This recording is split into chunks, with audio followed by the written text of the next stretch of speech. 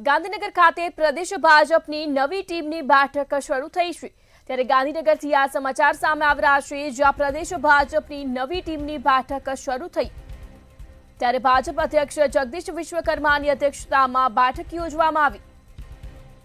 ત્યારે નવનિયુક્ત હોદ્દેદારો સાથે અધ્યક્ષની બેઠક શરૂ થઈ।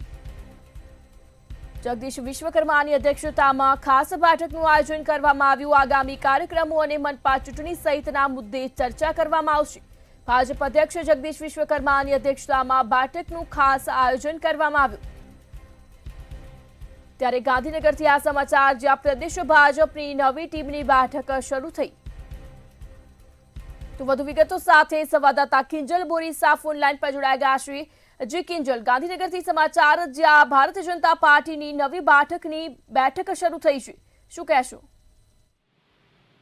જે ભાજપનું જે નવું સંગઠન છે તે વિધિવત રીતે આજે પોતાનો ચાર્જ છે જે સંભાળી રહ્યા છે। સાથે જે વિશ્વકર્માની જે નવી ટીમ છે તે આજથી મેદાનમાં ઉતરશે। આજે પહેલી બેઠક છે તે કમલમમાં ચાલી રહી છે।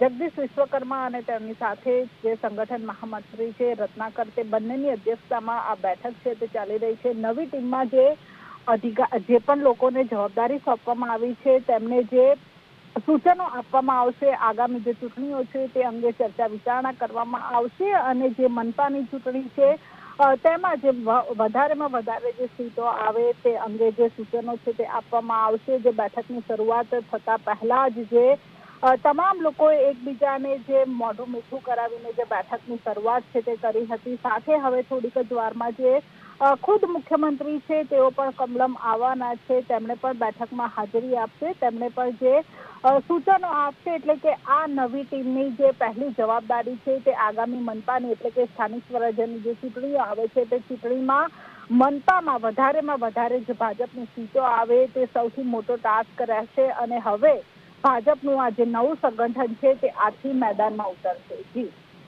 સમગ્ર માહિતી બદલ આપનો આભાર।